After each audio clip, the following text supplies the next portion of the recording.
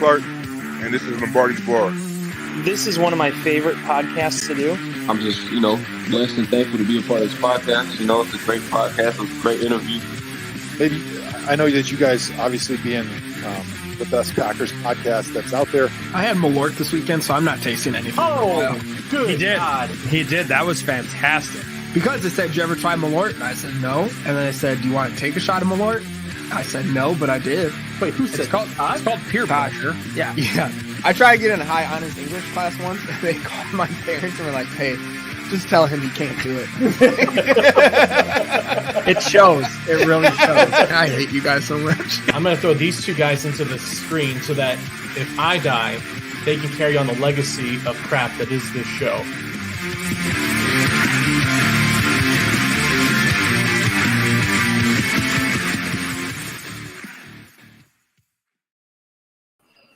Hello, everybody. Welcome into another Lombardi's Bar. I have absolutely no idea what we're going to be able to talk about today, but we are here at the bar. We will find some way to fill the time. I am your bartender, Dan Kotnick. Appreciate you all joining us to hear whatever I assume we will dive into. We'll dive into a little Ted Lasso season finale. The FA Cup final is this weekend.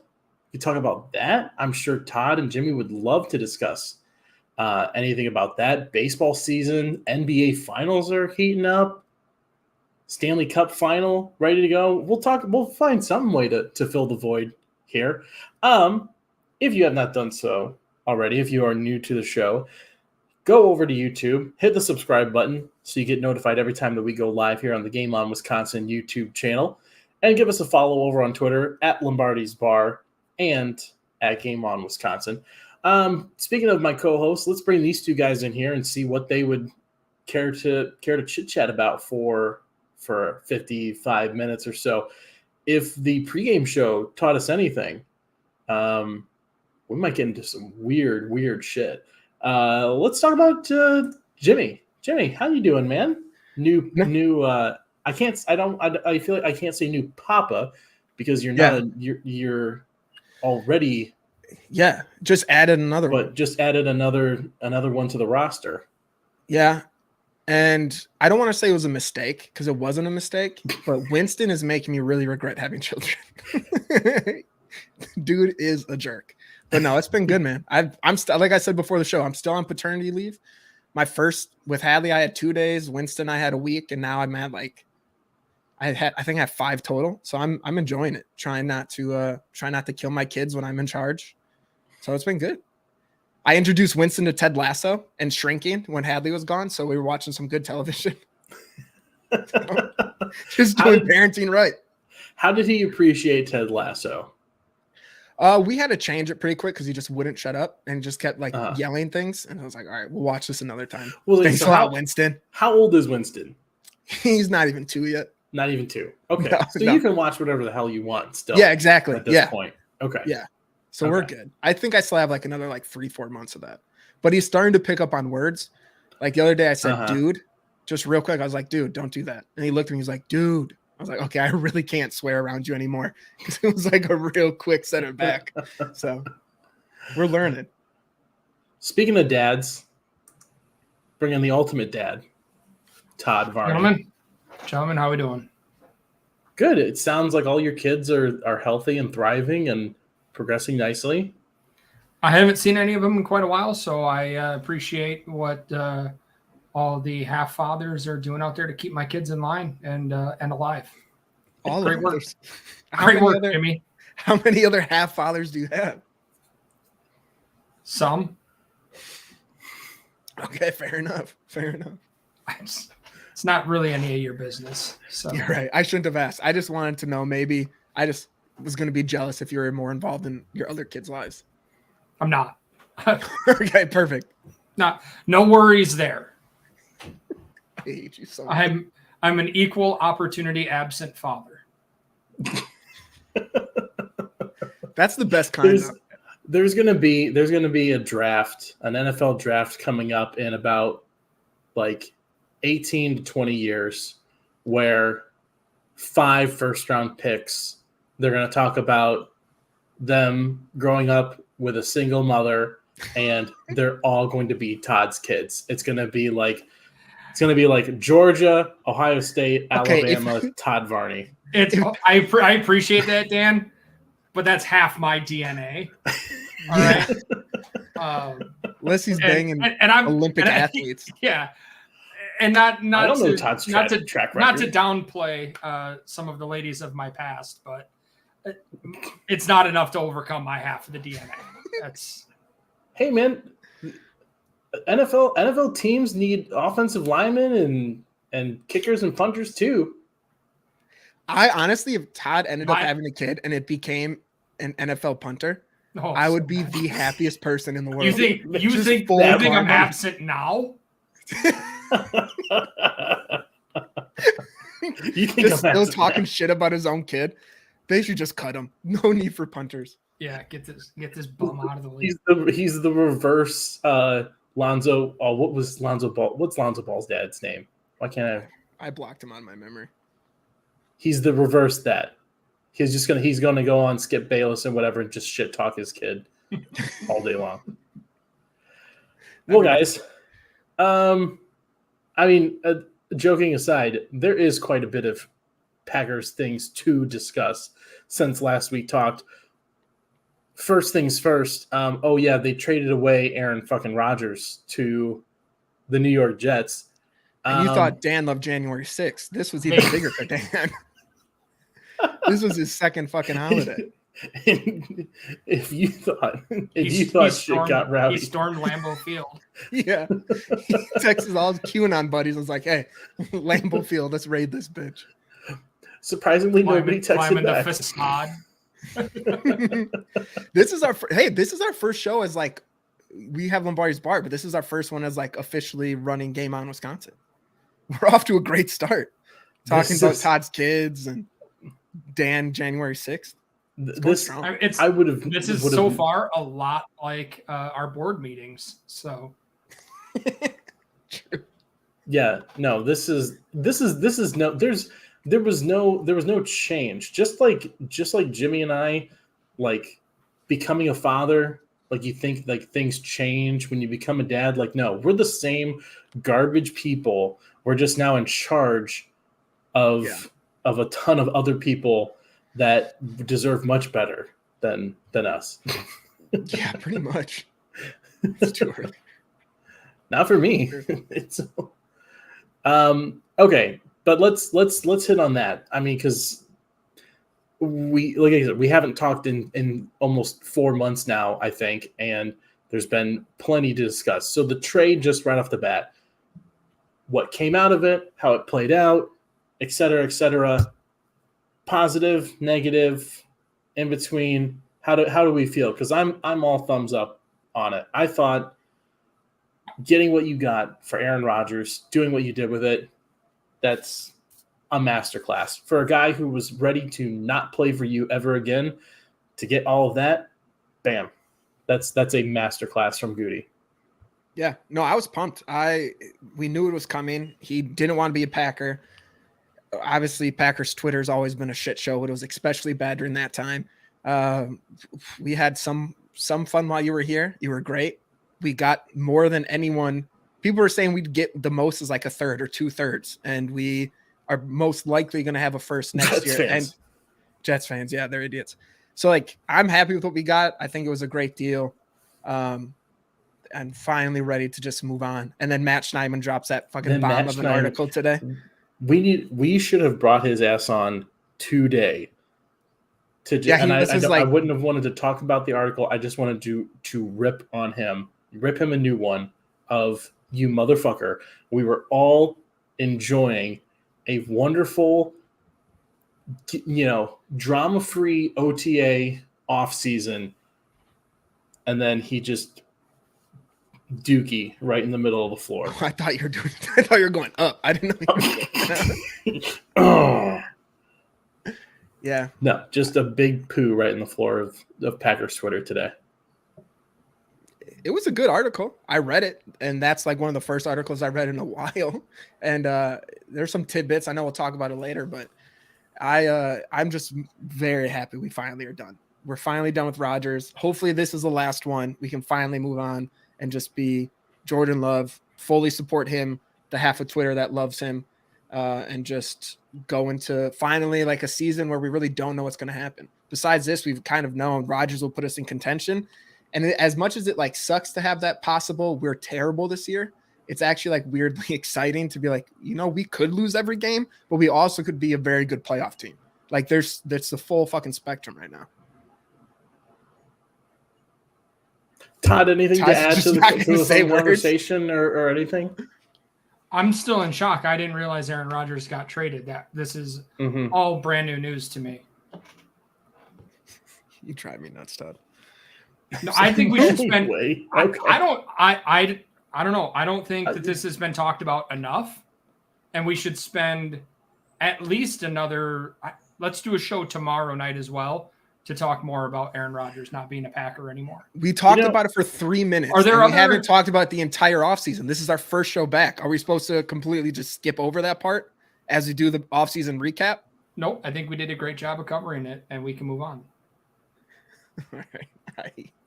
We literally we could have ended this 30 seconds ago, but instead we had to spend a minute going over that we were going over the Aaron Rodgers news. Anyway, let's jump into our buy around, pay the tab here, because I feel like we're going to touch on most of the other big news that has dropped in Packerland since last time we spoke. So, Todd, why don't you go ahead and kick us off with a buy around? Yeah, I'm going to buy around for Aaron Rodgers. Sounds like he's having a great offseason. I regret doing this show every year, and I don't know why I keep coming back.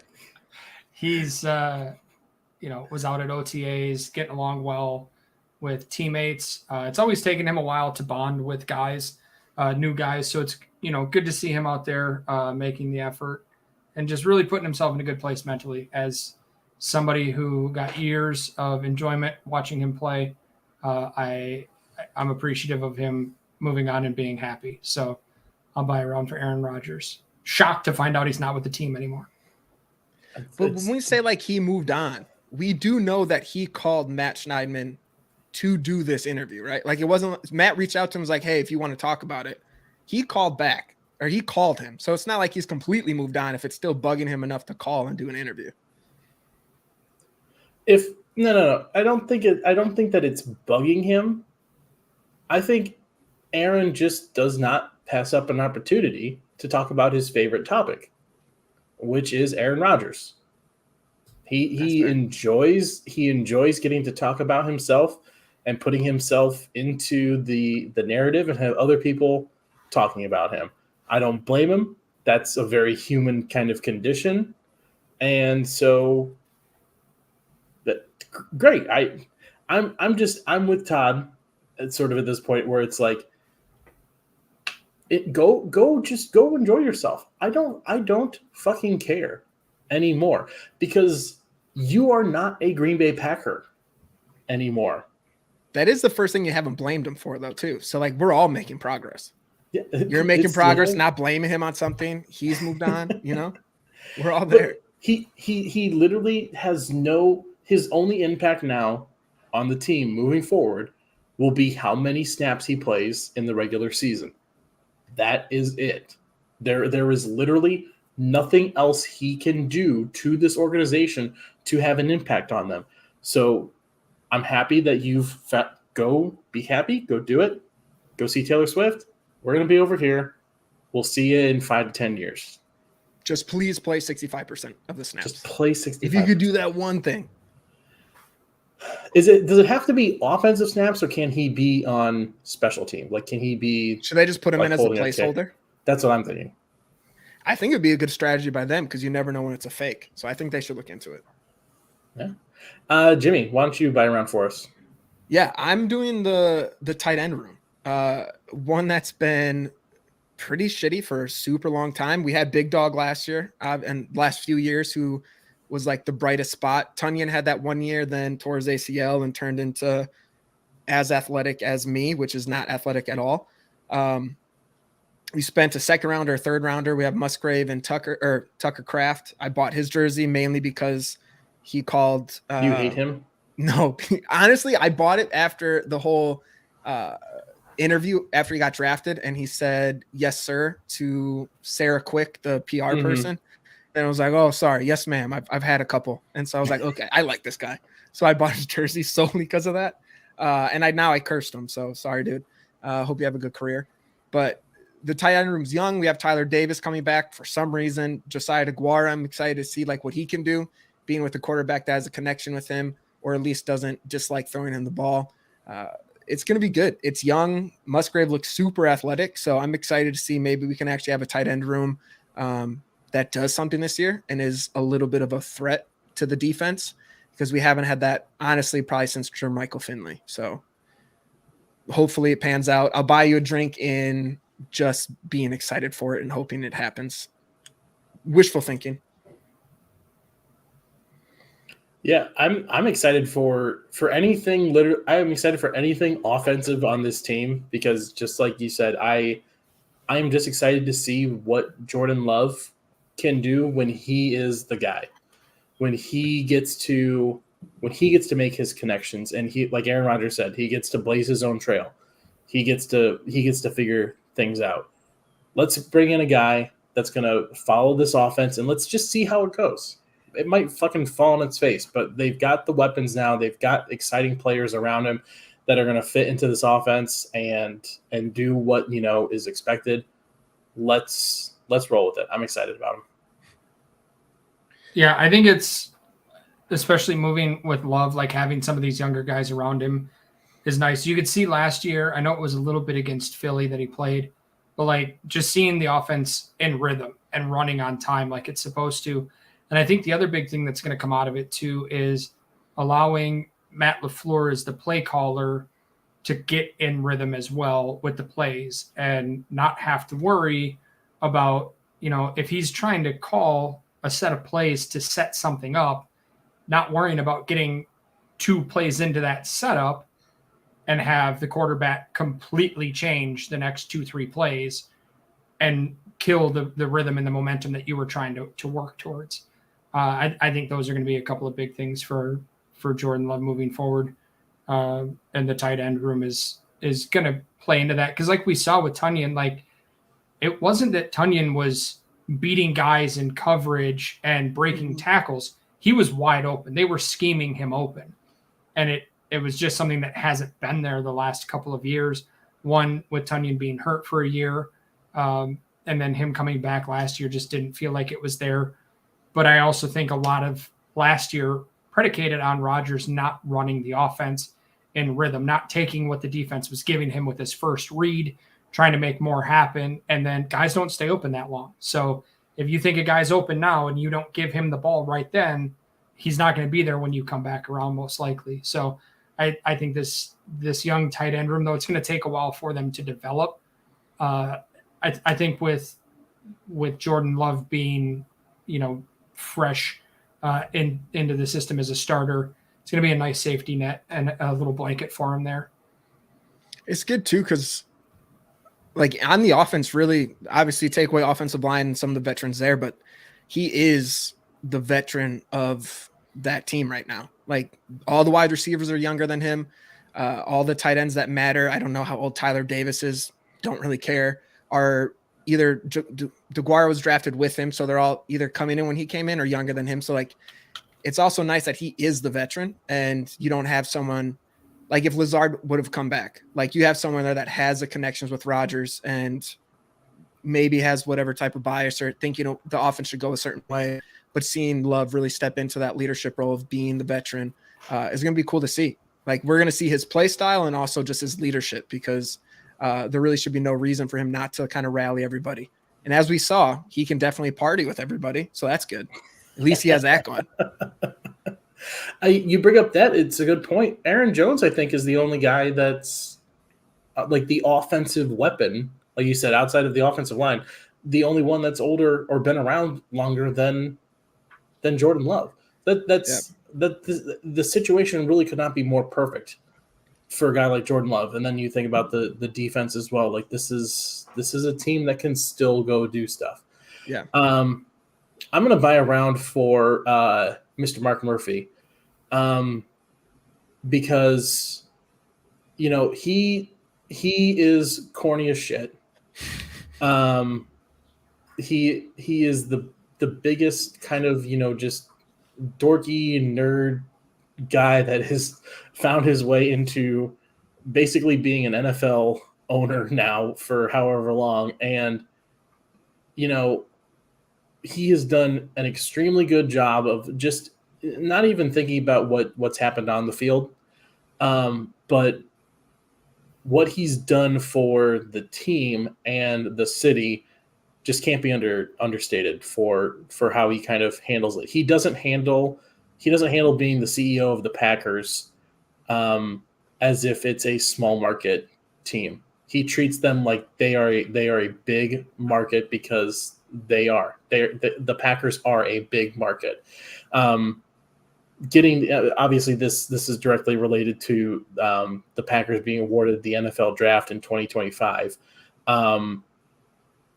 That was something that's been kind of, I think, on everybody's back burner every single year once they moved it away from New York, is when is it going to come to Green Bay? When is it going to come to Green Bay?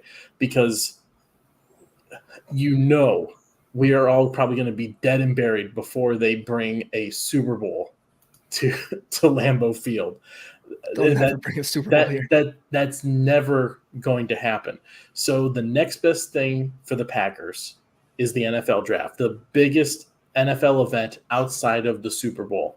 And Mark Murphy did everything he needed to do, whether community, with the team, building up Titletown and everything, to create the environment and make the push to make it happen.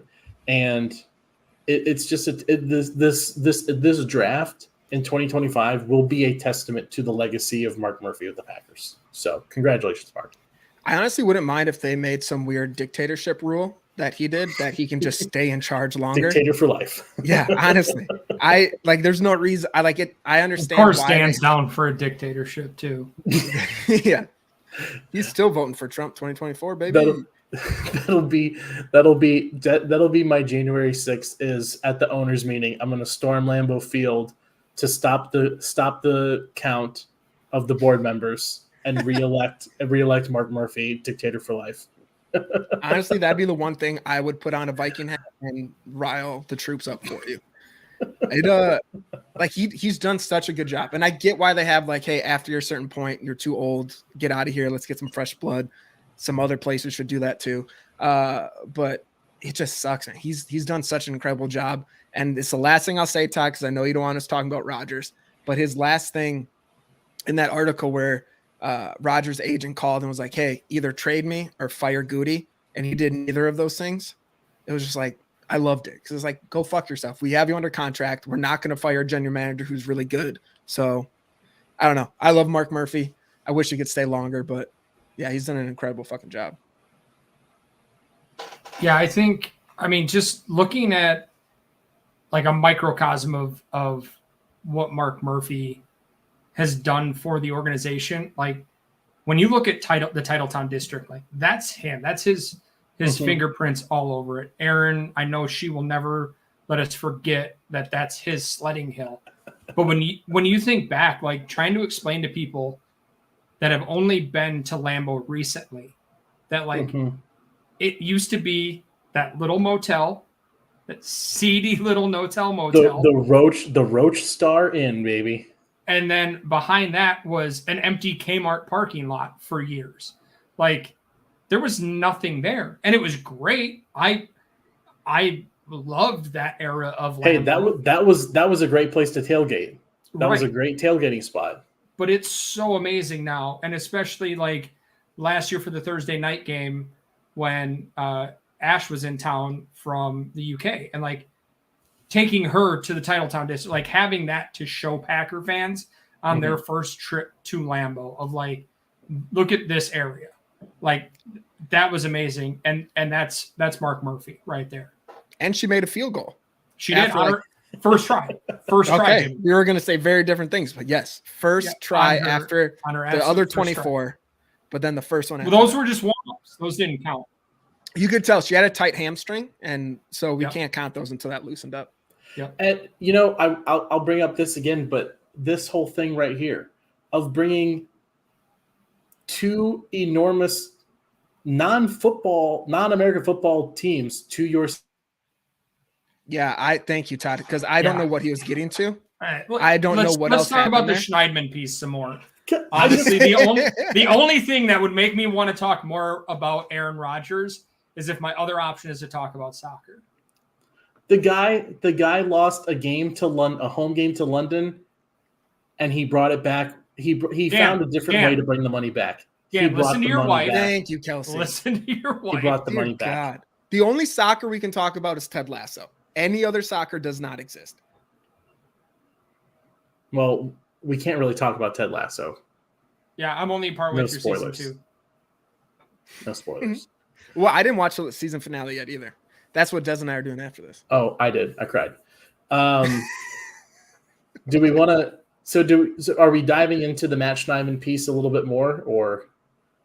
Let's do our pay the tab first. Okay, all right. We'll pay the tab first. I'll go first because mine's pretty easy. Bears fans, boy howdy, Nailed it. boy howdy on Twitter. Are they? They are. You can't blame them though. No, I fucking can. They haven't been relevant since 1985, and holy Christmas, you guys! You lost to the Packers twice last year, and like where is this coming from? There is no. You are still down here until you prove. At least the Lions are actually consistently competing and beating the Packers now. The Lions are more of a competition than the Bears. The Bears need to remember their place. Start talking shit until after you actually start winning things. So fuck off, Chicago. Crazy to think that the only team with a quarterback in the division that's been to a Super Bowl is the Lions.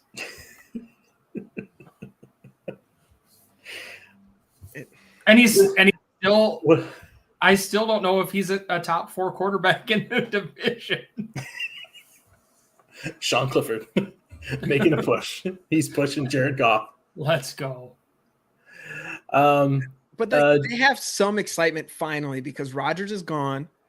So like I understand, I understand their like excitement, but they're full of shit. Like a lot of the stuff they're saying makes zero sense. And my favorite though, I really did love that picture of showing Justin Fields just ripped as hell. Congrats. You have a great body. Wish I had it. Then you have Jordan Love, who just has like a normal human one. And then I loved everyone commenting like Tom Brady's, Peyton Manning's, even Aaron Rodgers. Like, when has ever your physique and how many abs you had at the quarterback position determined how well you do? He can run really well. Congrats. But like, what the fuck does that have to do with anything?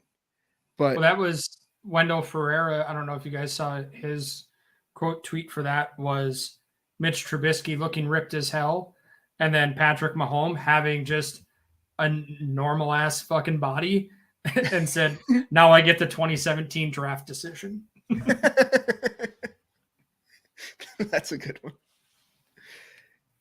I don't think Dan knows he's muted. No, I know I'm muted. Jimmy, why don't you go ahead next with your pay the tab? This one is going to be one that I've given you shit on it before for doing pay the tabs like this. But for mine, it's more not they haven't done anything wrong, but it really is. I'm just doing the wide receiver room of now, like you don't have a veteran receiver.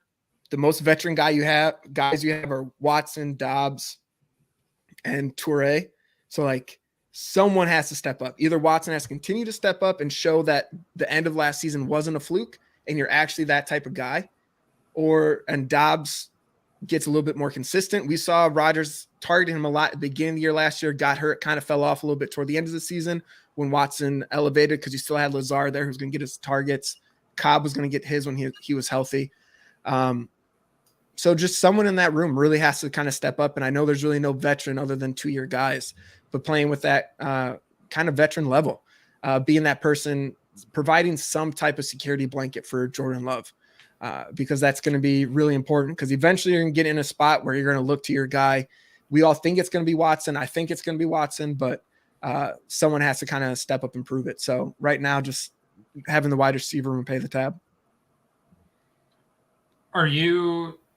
Here's some smart comment. Yes, Todd. Are you super confident in that it's the wide receiver room for you, and that maybe there's not like another group that you were thinking about giving that to? Oh, I changed it, didn't I? Oh, I changed it. I changed it. Yeah, I did. In the rundown. Yeah, I did do that. But I went back to my original one though, with wide receiver room. Offensive line room. Let him cook. You too. I was going to stop it partway through, and I was like, I want to see where he's going with this.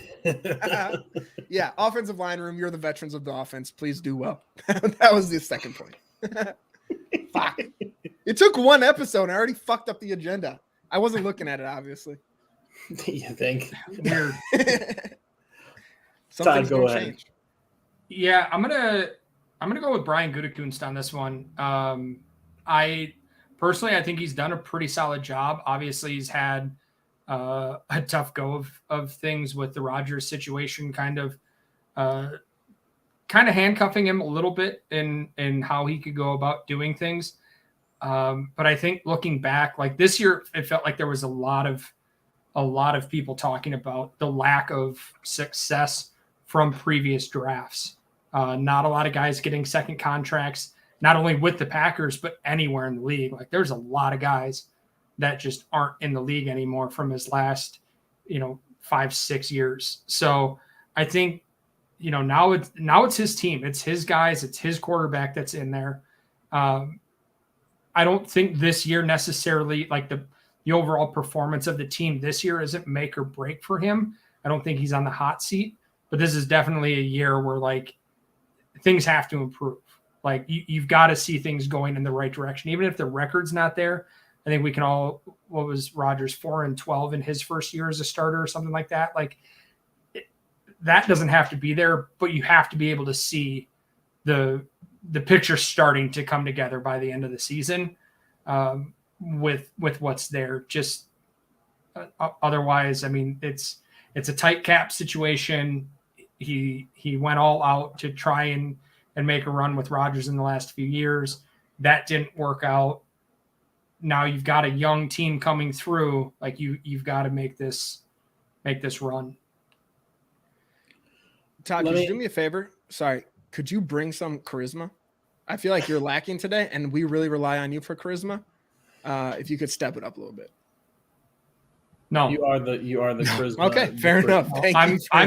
I'm in peak off-season mode. Very, very low riz at this point. Sorry, team. But there's so much to get excited for. There's so many great clips.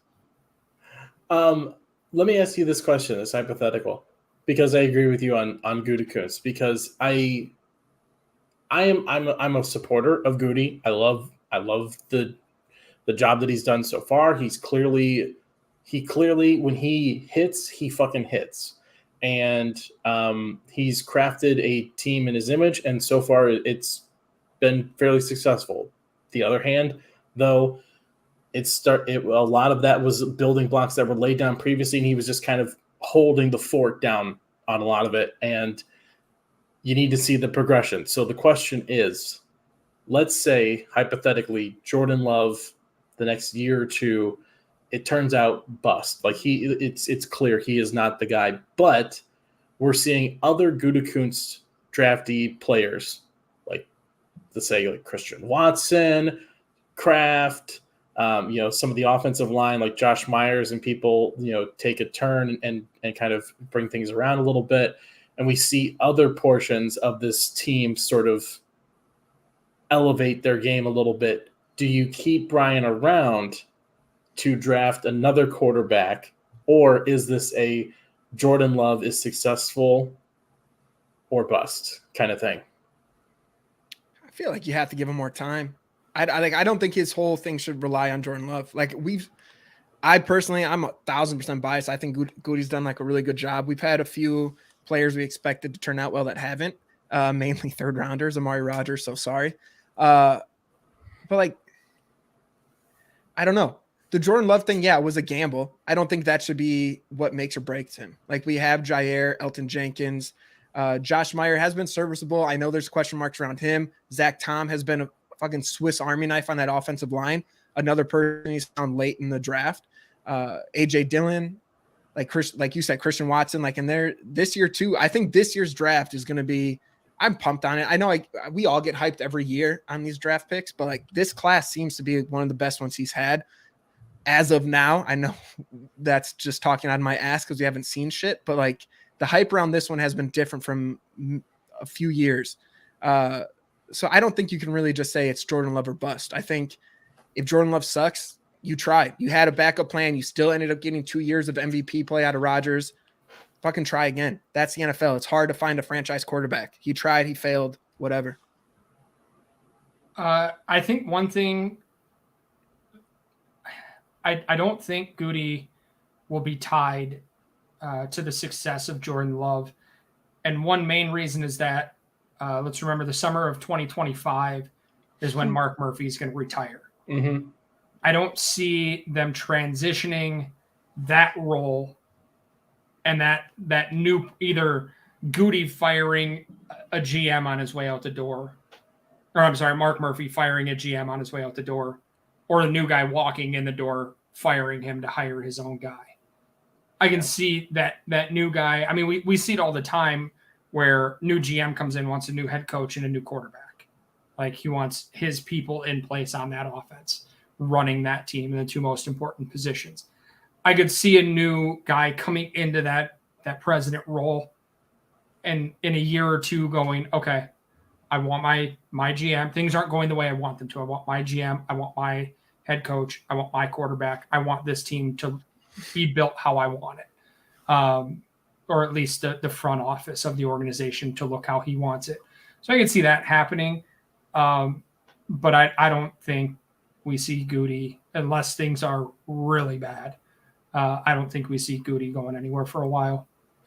Do you think if Rodgers didn't pan out, do you think Ted Thompson was fired a lot earlier? Yeah. Oh, yeah. For sure. Yeah. How many years, like, would have been that first year Rodgers played? He sucks ass. How shortly after that do you think he would have been gone? Do you think it would have been like that season or a couple seasons later? I think if you had gotten to the end of, well, it's hard to say because I was going to say end of his rookie deal, but he didn't start playing.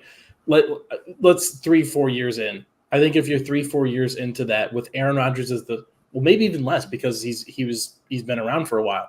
I think if you get 3 seasons past Aaron Rodgers as the starter and he's not the guy, Ted Thompson is gone. They're running his ass out on a train because I mean they were ready to do it before anybody knew what Aaron Rodgers was. Before he even took a fucking staff as a starter, they were ready to fire Ted Thompson. So yeah, I think it was a much shorter leash for Ted back then if things didn't pan out. All right. Do we want to? Last question on this. Go ahead, Jimmy. Go ahead. You think Goody's? Sorry, it came to my brain. You think Goody's role is kind of tied with LaFleur? Like if LaFleur sucks this year, like the team's not successful, struggle next year. Do you think if they let go of LaFleur, they're just doing a clean sweep then? Because I feel like that's more likely. I think if LaFleur struggles, I think they just do like, look, let's just reset rather than Jordan Love struggles and they fire him. No, because again, at that point, you're walking into that 25 offseason. Yeah. And I don't think that they would look to restructure the chaos that would cause having no from president down is brand new. Isn't that fucking crazy that like this is just a complete this is a completely unique scenario to the Green Bay Packers. There's no other organization that's like, well, Dan Snyder is going to be gone in 2 years, and so we don't know what's going to happen. Then like what we're all saying, the GM and the coach are basically getting a 2-year trial period with everything, and then have a backup plan with the new CEO that they probably get to stick around, get the benefit of the doubt. That's just insane. That's how it works. I love it. Yeah, I mean, I could see kind of what Iowa Joe's saying here in the chat. I could see LaFleur, if the next 2 years don't go well, him getting fired. Like I could see going that 25 off season, letting him especially go. if the defense doesn't fucking turn it around. Yeah. Because that's his biggest thing is Matt LaFleur actually has something of a hot seat if you want to consider Joe Barry, making his seat warm. Right, exactly. All right, let's jump into. Do we want to jump into the more Matt Schneidman stuff, or I would love to. I would love to. You want to, Todd? Yeah, I feel like there's a lot more. Actually, want to, or there's a lot more that can be said about Aaron Rodgers not being a Packer anymore, and I think Jimmy. We'll just let Jimmy. He can say it best. Great points, Jimmy. Great points all around. You're absolutely just killing Good job, buddy. It's the off season. We haven't had shit going on, and it's the one thing that finally dropped. That people I'm so confused. That finally dropped 2 months ago. We found out that Aaron Rodgers and Matt Schneider. Article dropped today just gave us we have a few new crumbs. Let's open it all back up. It's not opening it back up. You're talking about a fucking article that dropped today. It's not like we're talking about something that happened 2 weeks ago for an article. It literally dropped today. Give me all the brand new information. I didn't read it. So then how do you not read something and then you bitch about it in text and then you get on here and you're bitching about it too? I don't want to talk about it. Motherfucker, because if you look at Twitter, you get the main talking points. Okay. Talking points to fucking talk about. Okay. All right. All right. Time out, everybody. Time out. Let's be smart and bring it off. I think Jimmy is correct in the fact that there were one or two tidbits that came out from this article with Schneidman. I love you, Kelsey. Let's have another kid. That are noteworthy. I think the main one being coming out that that was confirmed that he wanted Brian Gutekunst fired or he wanted to be gone. That it was a him or me situation. That is a confirmed fact now, and that is something that is new. A lot of everything else, though, was a big rehash of stuff we've already heard. It was a lot of stuff that we heard when he came out on McAfee. It's stuff that we've heard in other different interviews. So look, Matt Schneidman, good friend of the show. I don't knock what he's doing because he did what he was supposed to do, and he talked. He didn't talk just with Aaron Rodgers. Talked with sources inside the Packers. Get with that Goody news. That it was kind of like that could have been an email. This meeting could have been an email, Matt. It could have been one or two tweets. It didn't need to be an article because a lot of the article was a lot of stuff that we already knew. So I don't know how much we need to talk about it, but I do feel like we need to address it. Well, yeah, but it's not like it's an hour fucking long segment. It's just segment. The fuck is a segment? A segment what? of a show. A segment. Yes. Okay. Now I know what you're talking. You know what the fuck I'm saying. No, like things came out. We had the wanting Goody fired, which we kind of knew, but it was confirmed now from sources. Thank God. I wasn't sleeping. Oh my gosh. Then we had the whole Devontae Adams thing, complaining that he got less than Christian Kirk, which happened a year fucking later, which just pretty much showed that this whole story of what we've been talking about this offseason has been a fucking facade from his side of it. So like it's just things came out with that. Did we actually know that, or is this now article coming out showing that he's actually contradicted himself multiple times? Because before this point, it's been one side of saying all this stuff. When he confirmed, we have half of a show you have to FaceTime 15 minutes. You have to FaceTime me. That right there was confirmation that everything he had said was bullshit. if you couldn't read at that point that everything Aaron Rodgers had said up to that point was bullshit and just about making himself feel better and rubbing his ego the right way, then that's on you. Well, you can know that stuff, but it's also still something to talk about when more things come out of how he's been bullshitting. It's not like this needs to be a dragged on thing. Us arguing about it's more, we're arguing more than we're actually talking about the article. We could have been fucking done by this. Which is so much better for me because I don't want to do either, but I'm better at arguing than I am listening to you talk about the same thing that's been being talked about for 2 months. Todd brings up a good point where I think a lot of what this was just the same old. I mean, I think it's a also time out. Big B, I did not say segment wrong. That's how you say segment. Segment. That's how people say it. Segment. It's either segment or segment. It's like you say bag or flag. It's the Midwest thing. Wait, what? Yeah, no, he's an idiot. God. I am not the only person who says bag or flag. No. It's how you say it. But just because other people say it wrong doesn't mean that it's okay to say it right. Spell the second word you're saying. Flag. F-L-A-G. F-L-A-G. Flag. I do a long A. You guys do short A's. And you put a Y flag in there. No, I don't. It's a long A. That's people say that shit. I'm not the only. That doesn't mean it's right. It doesn't mean it's wrong. It's just a way you say it. No, it actually does. No. I taught kids for years to say it that way. So you have 8 generations of children who say bag and flag, segment. That's how you say it, dude. Oh, hey, what's good news. the South Dakota stands with you? There we go.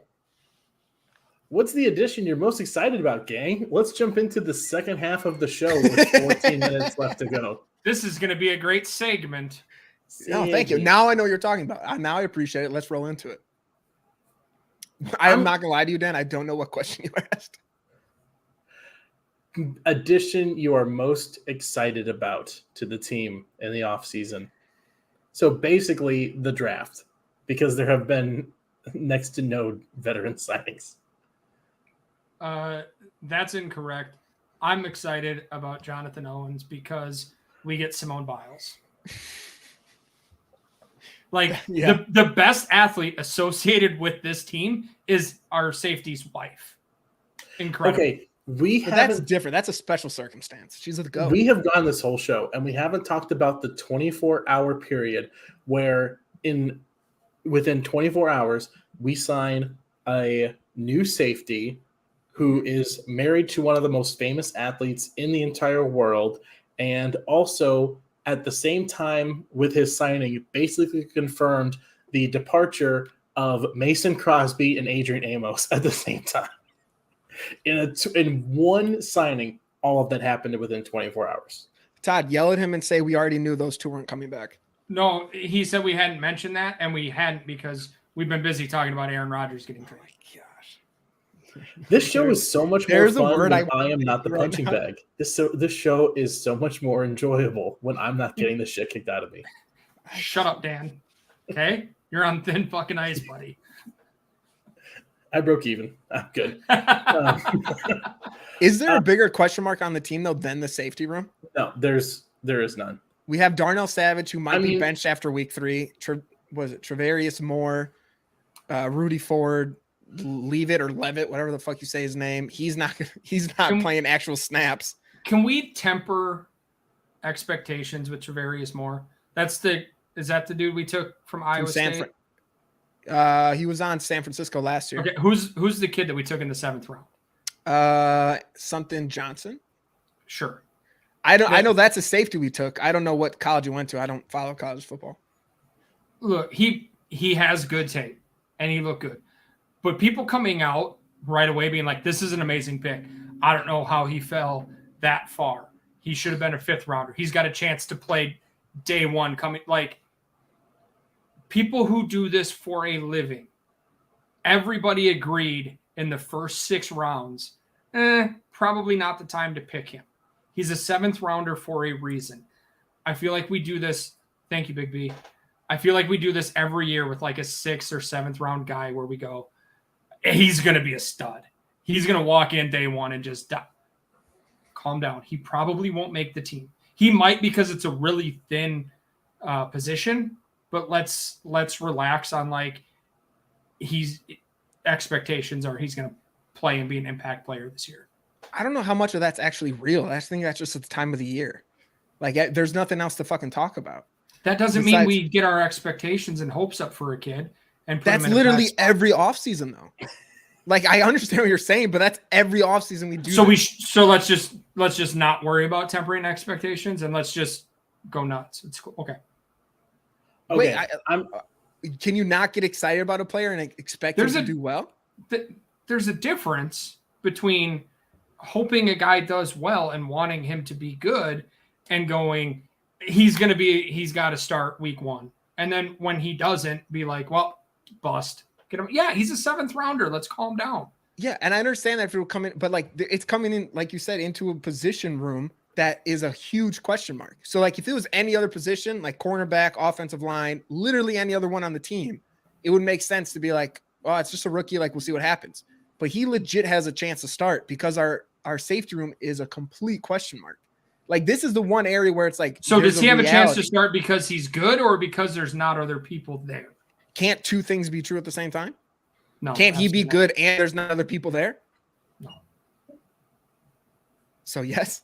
No, not a chance. Okay, so yes, thank you.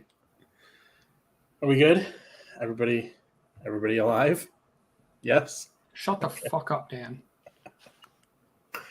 I mean, personally, for me, you bring up the safety group as like the biggest question mark, but biggest addition I'm most excited about and biggest question mark for me also might be the same in pass rusher, because Lucas Van Ness and my boy Carl Brooks out of Bowling Green.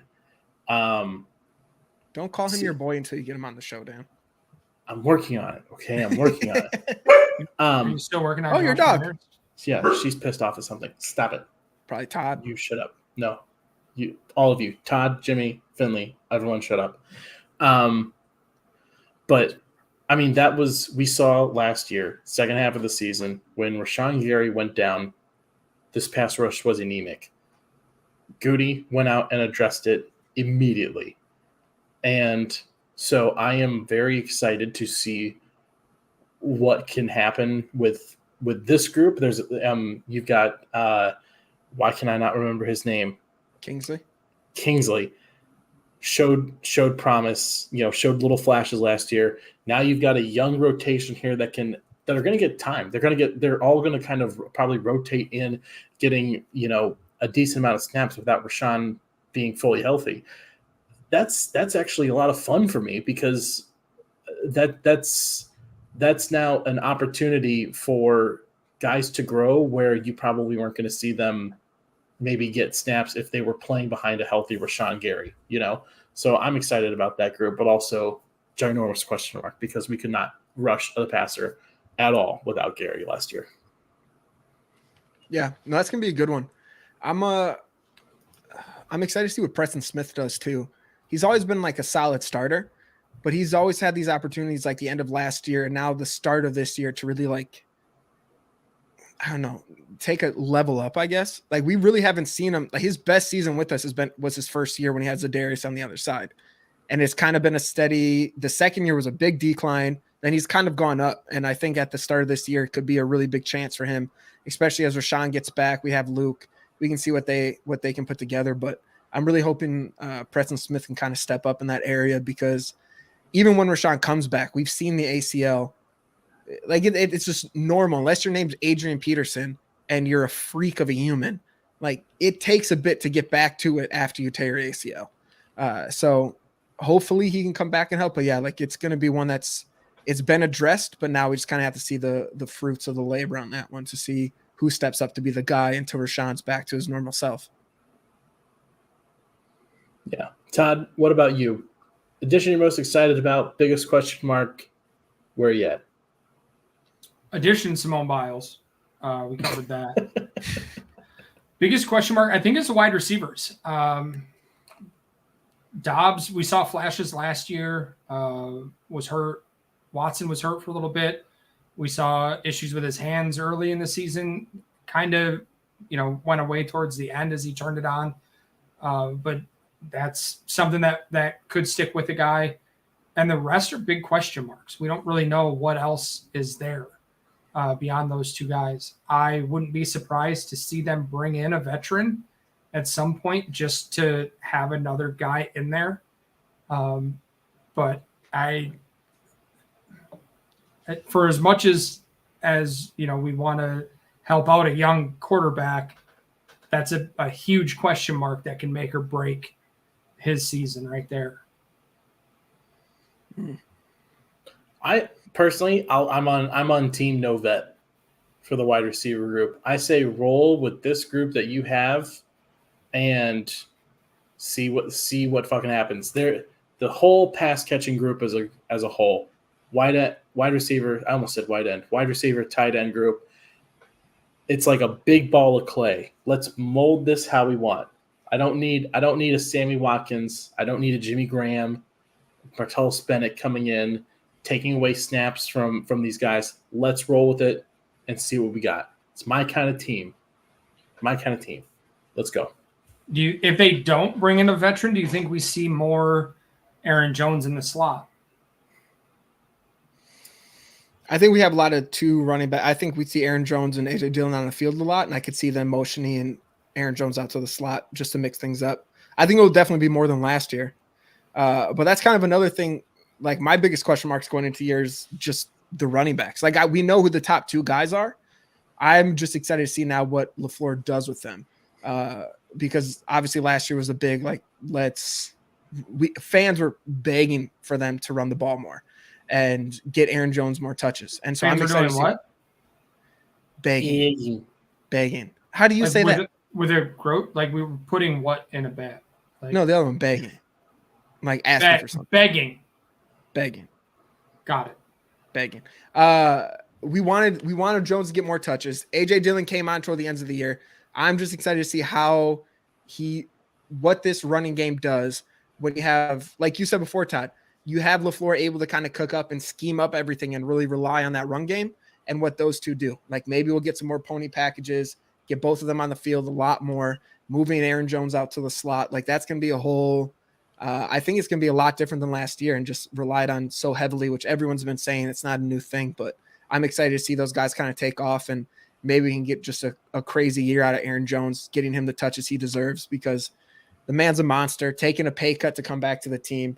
I don't think I've ever been happier to have a player on the team than Aaron Jones. So to see what those guys can do for a full year with a quarterback and a coach that fully support them and rely on the run game is going to be really exciting. Agreed. You guys want to jump into bar bets here to wrap things up? Let's do it. Okay. We are doing division picks today for the bar bets edition. It's pretty simple. We're going to go down the division here, and we're looking at win totals, over under wins for the season for everybody. And I guess also with that as well will come who's actually going to win the whole division. So let's start. We'll do the Packers last. Are these legit numbers you put in These here? are legit numbers. Okay. These are legit numbers. This is from FanDuel, the most recent ones that I could find from FanDuel on an article from Forbes. So FanDuel is the official source for these numbers. You don't have to look at an article on Forbes. Like, you can just go on FanDuel. Yeah, well, the article was easier to do. I just Googled it and it was there, and I looked at it. So, thanks. Chicago Bears. They have a 7.5 over/under wins for the season. Over/under, Todd. Pounding the under. Heavy on the under. Jimmy? Yeah. I'm going with Todd. Under. They're going to lose 6 games within the division. So that gives them 11 to actually try to win 7 or 8 from. So, yeah, no, under. Yeah, I'm gonna go under as well for the Bears too. I think it could get close because they look what they did to the 49ers last year, like in just an absolute weird fucking game. Like they can they get weird shit like that sometimes, and they could just look into it. But I do think it'll be under. Let's go the Vikings next. The Vikings are at 8.5 wins. Jimmy, where do you go with that? I'm actually gonna go over. I think they're probably around 10 with Jefferson, Osborne, and Addison that they brought in. I think they're gonna have a really good passing game. I know Dalvin Cook is gonna be gone, but Madison's a good running back, so I'm gonna go over. Todd? Oh, yeah, I think I want to go over with that one too. They're one of those teams that in the regular season, like they'll put up wins. It doesn't mean anything come playoff time, but they'll put up wins in the regular season. And they do. They've got a good offense. They've been playing together for a few years now. I think they'll find that rhythm and can definitely go over 8.5 wins. Yeah, I'm going to go over as well because, like you said, they are – if there is anybody that is a paper champion in the regular season, it is the Minnesota Vikings. They will win a lot of games that they do not deserve to win, and it will be revealed in the playoffs like it was this past year. The Detroit Lions, the favorites here to win the NFC North, 9.5 wins. I will start with this one since it's the hometown team for me. Under. Really? Under. I think that the saying around Detroit is SOL. Same old Lions. It does not matter how much you polish this turd of a franchise. It is always a turd. They will finish below 9 wins. I feel very confident in saying that. Todd? Yeah, I'm going to follow suit with you there. Kind of a return to the mean, if you will. See a regression with them.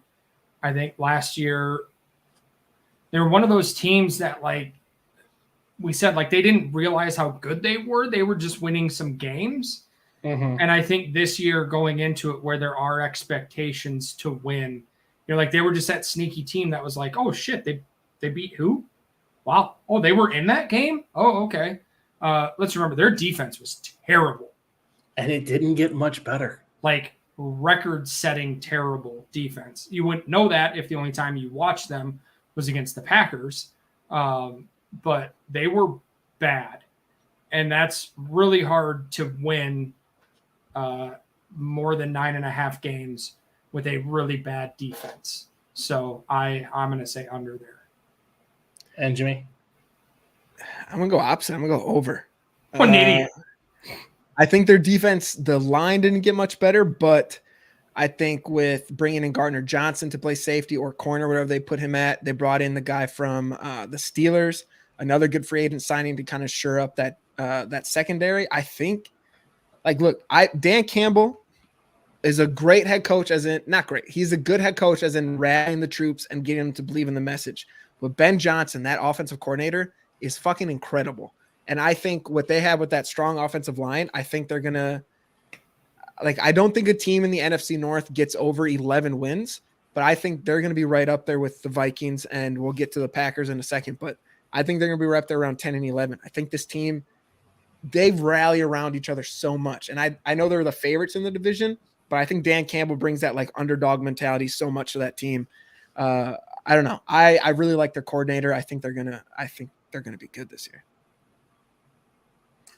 Okay, well let's wrap it up here with your Green Bay Packers, who are finished or tied with the Bears at 7.5 wins.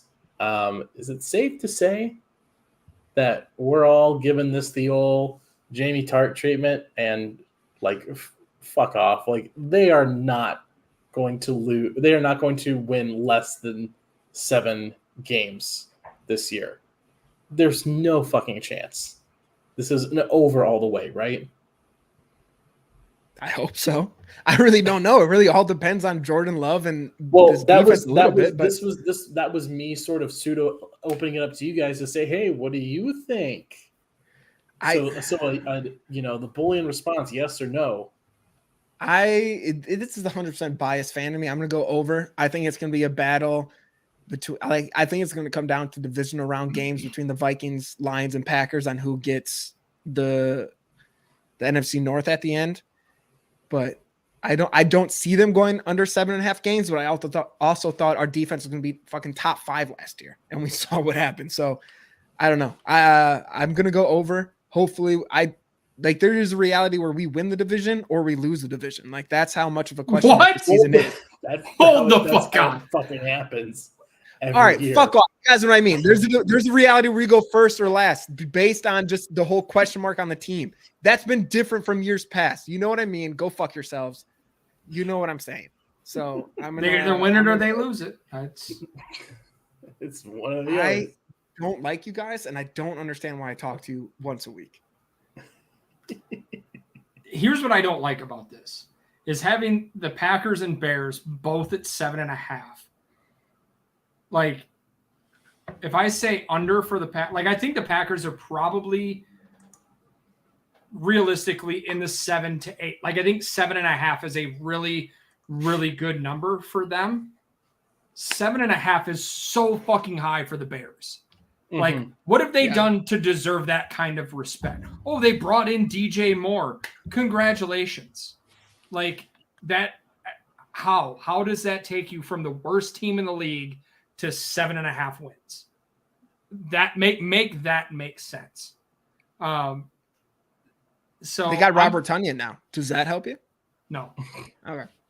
I'm gonna go. Just trying to temper my own expectations on this. I'm going to say under because I do think they are 7 to 8 wins. I don't think they contend this year unless Joe Barry somehow realizes he's a defensive coordinator in the NFL and he should do the things that work periodically more frequently, which I'm going to follow the trend of the last couple of years. That's not going to happen. I see this being a 7 win team. But the weird thing to say that too is like before last season, his final game was holding the 49ers to 1 touchdown in the playoffs. So it's not like he hasn't had success. It's just last year was just a colossal fucking failure. What did he do most of the regular season? That year. They weren't that bad that season. They weren't that good either, though. But think about last season. Even in the games where it was frustrating to watch this defense at times.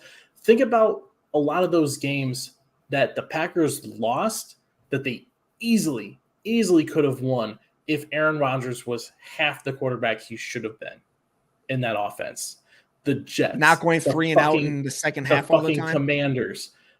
Both of the Lions games. That's 4 games right there that your defense kept you in and gave you an opportunity. When honestly, the Eagles game, like even giving up all the running yards, like they still were in a chance. Like there were so many games that got saved because of this defense. And if the offense is even 25% better than what it was last year, that's 4 extra wins right there. That's 4 wins. I'm not expecting this offense to be 25% better. I don't want to put those expectations on Jordan Love in his first year as the starter. So it's going to take more than the defense to keep you in games this year. The defense, if they're going to go over 7.5 wins, the defense has to win them some games. They have to go out and decidedly win games for this football team. And I haven't seen a single instance from Joe Barry where this defense went out and was willing to win a football game. I don't know. Jimmy hit the point that divisional round they did. Did they win? Or that even wasn't last the year, defense's fault. We held the Lions to 20 points. Like if Rodgers, the offense can't put up more than 20 points against, as you said, the worst defense, historically bad defense of the Lions twice that fucking season. Like, why are we putting that on the defense when your offense isn't carrying the load? So if they can, so are you guys happy that Joe Barry's back as the defensive coordinator? That was your first choice. if we could have had Vic Fangio or the guy that whatever his name was from Denver who went to Carolina, I think if we could have had either of those, it would have been great. But what was another option to replace him? In a perfect world, we've had a better coordinator. Yes, but has he been the fucking worst in the NFL? No. And at some point too, yes, it's a coordinator, but the players have to play better at some point. So we can put all this shit on them, but like you're right. They played serviceable enough last year. They coverage. played serviceable enough last year where the offense could have won a couple games, but they did not. That's all we're saying is there could have been 3 or 4 more wins that the offense lost for them, not the defense. Treat Joe Barry like you would a starting quarterback, and say if they came out and played like this last year, and you say, okay, well, are you happy that Joe Barry's back, your quarterback? Well, at least I know Joe Barry, what he's doing, what he's capable of. That's what that was. And I saw in some of those games that the defense was able to handle themselves in games when usually that defense. You sound like? What? Justin Fields made one really sick throw last week. We're going to win the fucking division. Okay? Because he made a good throw. Joe Barry had that one really good game in the divisional round. And at the end of the year, though, the defense and that was amazing. So we're good. The offense was more of a problem last year. The run game is something that has to be fixed. The last 2 years, that's preceded the overwhelming response from people was fire Joe Barry. Get rid of Joe Barry. Let's go back 2 years ago when he had Preston Smith lined up on the outside in coverage multiple times. Like, it's things that you just look at, and like I said, yeah, the offense cost them games last year. We can all agree on that. There were games that the defense kept them in. But if they want to win more than 7.5 games this year, the defense has to win them games, not just keep them in.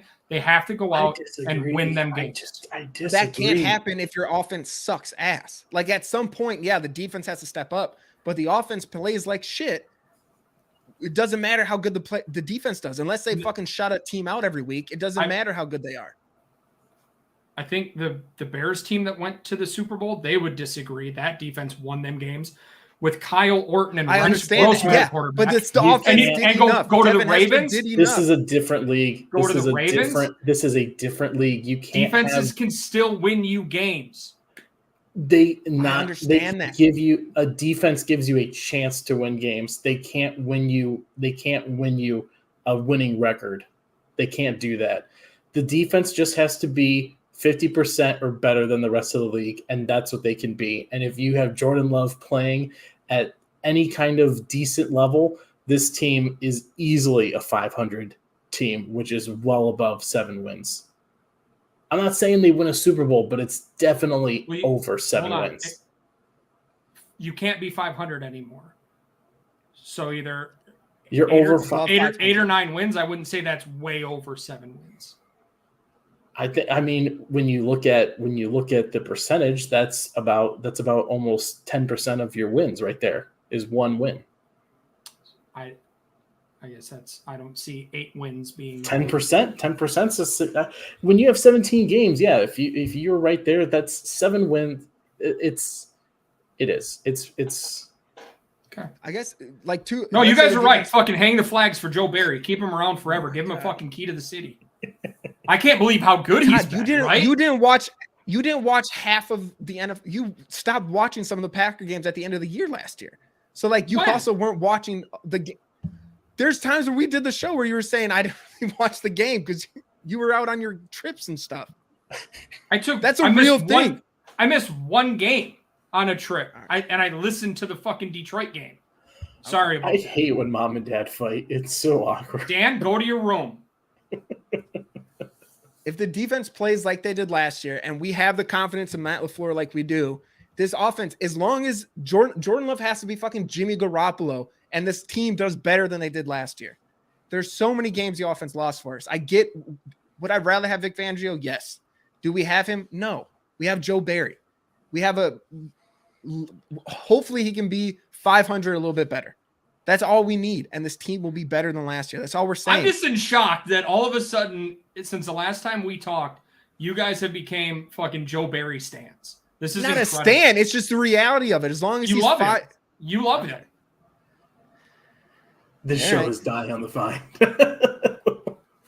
All right, let's wrap it up. Yeah, we touched on everything, right? We touched on Aaron Rodgers. Did we talk about Aaron Rodgers getting traded? I think Jimmy _ C08. Follow me on Twitter. Game on Okay. Wisconsin. Wrap the shit up. At Lombardi's Bar, at the Todd V, at DK All the Way. Follow us on the socials. Again, if you haven't done so, make sure that you're subscribing on the YouTube channel so you get notified every time that we go live. I can't believe anyone he else actually in the Game On had his Wisconsin agent call family live. Say that Goes Goody live. needed to get fired or he should be traded. For Jimmy, for Todd, I'm your bartender, Dan Koenig. Everybody saying cheers. Welcome back. And as always, go Pack Go. Bye.